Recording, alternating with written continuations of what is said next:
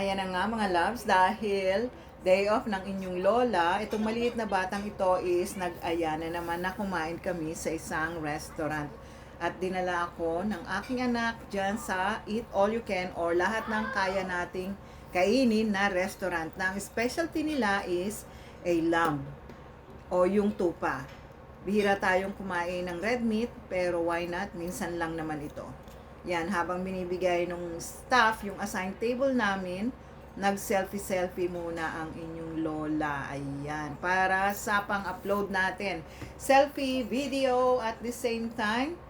Ayan, so, ayaw magpa-picture ng aking anak. Posing-posing muna tayo, ha? At eto na nga yung mga gulay, iba't ibang gulay.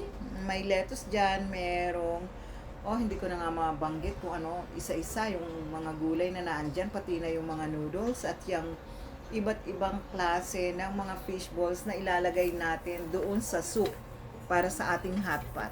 Merong chicken, may pork, may beef, anything. Basta andyan na lahat. Hindi ko na lang masabi isa-isa ang mga pangalan nila dahil napakarami talaga. Pipili ka na lang kung ano ang iyong gusto at syempre, so, bawat container, kumuha kami ng 2 pieces, 3 pieces para lang tikman yung bawat isa doon sa mga ilalagay natin doon sa ating soup.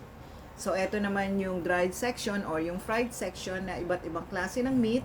May chicken, may beef, may anything. At ito din yung desserts. Yan.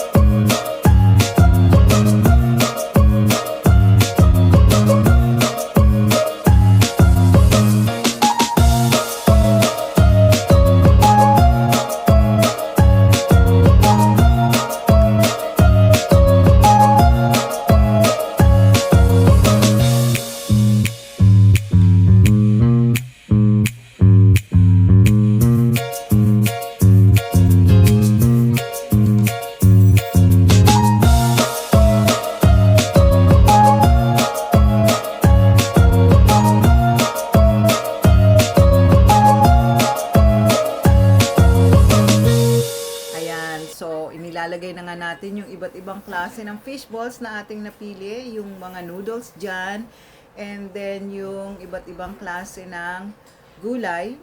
Nilagay na natin sa ating soup at pakukuluin natin siya. Pero si Colette hindi na talaga nakapaghintay. Ayan, kumuha na siya ng konting soup dahil gutom na daw siya. So habang hindi pa naman kumukulo at hinihintay natin na kumulo yung ating soup, nag-appetizer muna ako. At hindi na talaga ako magtataka kung bakit yung aking mga damit is lumiliit. Dahil medyo napapalakas talaga yung aking kain this time. Ayan. So, mag-enjoy lang muna ako sa pagkain.